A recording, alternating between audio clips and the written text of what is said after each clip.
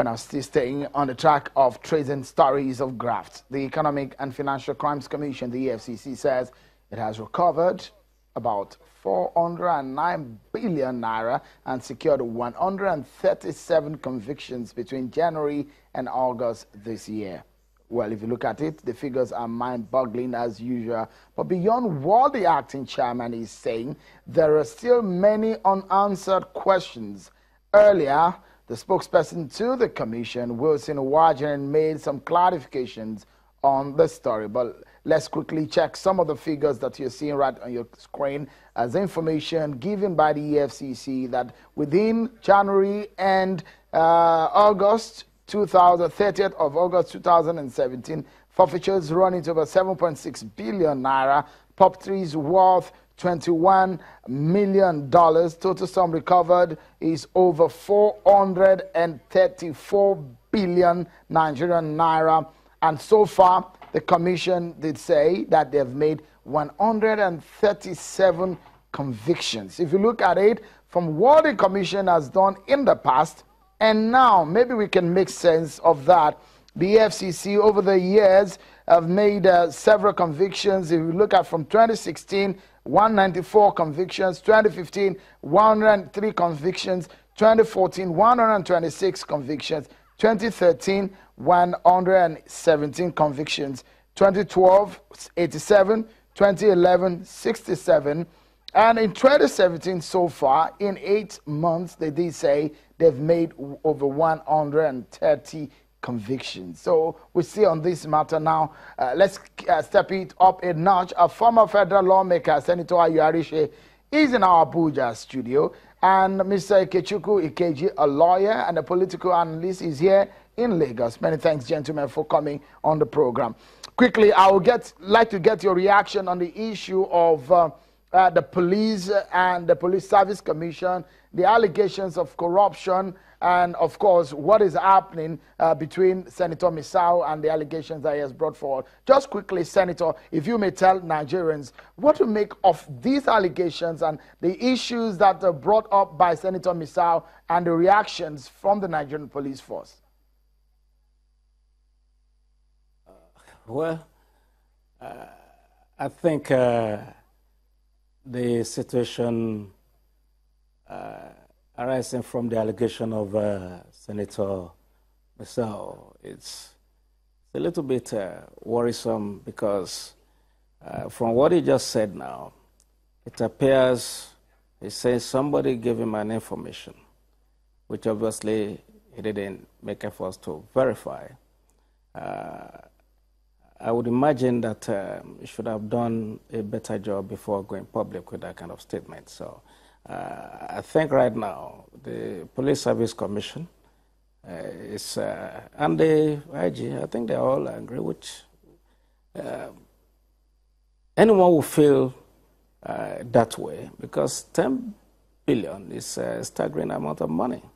And for such allegation, I think he should have done some little homework. We all know there is corruption in the country. And we know there is corruption in the police hierarchy, but you must have evidence before you can go publicly and say this amount of money is being paid to somebody. Let me allow Mr. Ikeji, because so I really think not that a major story. I just want your reactions on the matter.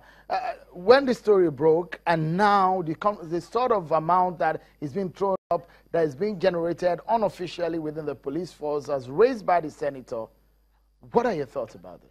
Well, my thoughts is that anyone expecting to have evidence, documentary evidence for such transactions is playing the ostrich. The point to make here is that those police officers that are specially handed over to private individuals or private companies, are they only being paid their salaries from the police force? What the senator is saying is that beyond the salaries that the police officers receive, that those people who get these police officers, who receive these police officers, pay certain amounts of money to the police. For protection? Not for protection, for the fact that you're giving them police officers. So that kind of money cannot be receipted. It's not receipted.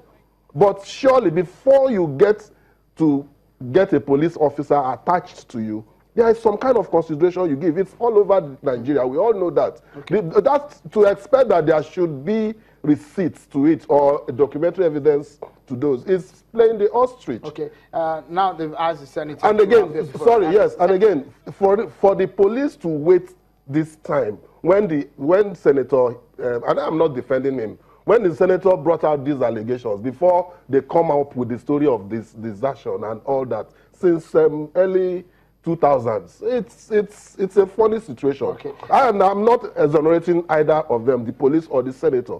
I don't know how he left the police. It may have been under suspicious circumstances, but his allegations shouldn't just be thrown aside just because of the... if we look into what the EFCC brought to the fore from yesterday and some of the issues raised, we did also wanted to find out some very crucial questions yet unanswered, and we spoke earlier with the spokesperson of the EFCC, Mr. Wilson Uwajere, and these are his thoughts on some of the issues and the information coming in. Well, the money is intact. Most of the time when we recover money, such monies are deposited in the recovery account with the Central Bank of Nigeria. But if the recovery has to do with cases that are already before the courts, the courts usually make pronouncement on what should happen to such funds. But the ones that are yet to go to court, the recoveries are deposited in a special recovery account with the Central Bank of Nigeria. I think it's part of the recovery that we have made this year. And I think when he spoke to the media yesterday, he talked about recovery between January up to now. And that would mean that it covers the period that we are talking about. That money was discovered. The commission went to court and secured another of interim forfeiture. And when that order was given by the court, there was a pronouncement that we should publish, cause a publication to be placed in the national newspaper, requesting anyone with issues regarding that fund to come up. And within that period of 2 weeks, nobody came up, and then the court made an order for final forfeiture of money to the government. So at the moment, the money belongs to the government. These are some of the issues raised with Mr. Uwajere and the spokesperson of the EFCC, talking specifically on the Ikoyi monies found in the Ikoyi apartments. Let's get the thoughts of my guests on the program.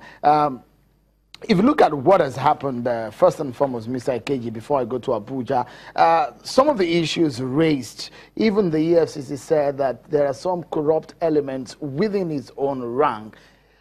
Would you say that from the scorecard the EFCC is giving, that corruption on the EFCC is getting momentum, fight of corruption? No. That is not fight against corruption. What they are merely doing is that they are going after people who have stolen, people who have committed one form of fraud or the other, and they are recovering the fraud sum or the stolen sum from them. Corruption is a process. A process led to those people getting those funds in the first place. Where I'll give you an example, Sheung. A Swiss lady in a video said she was traveling out of Nigeria. She had got a visa for 2 months, and she stayed only 5 weeks and was going to go back to Switzerland. At the airport here in Nigeria, immigration officials stopped her and told her that she has overstayed. She has stayed only 5 weeks out of 8 weeks. And she was asking them, no, this is 5 weeks, and I have 8 weeks visa. And they told her that the only way she can escape it is for her to pay $8,000. $8,000 is about 3 million naira from our calculations. Now, she was now insisting that there cannot be a situation where I have an 8-week visa and you say 5 weeks is overstay. They were dragging it until she started shouting. When she started shouting, they took her into a room, and after haggling, they reduced the amount to 80,000 naira, and she threatened that she will call the ambassador, Nigerian ambassador to Switzerland. That was when they delayed her for a few minutes and released her. 5 minutes to her flight going. That is the kind of corruption we are talking about. The kind of corruption that disturbs the system, that disturbs what about the kind of corruption of mind-boggling amounts of money? If Senator Arishe will weigh in on this one, with the kind of monies that the EFCC says they've recovered, the forfeitures they've made, what exactly comes to your mind in this sense? Well, I believe an assignment was given to EFCC to recover the looted funds. A lot of theft has been going on in this country without check.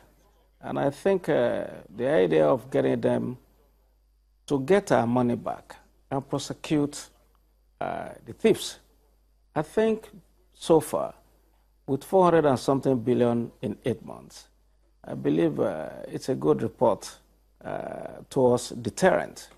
The issue that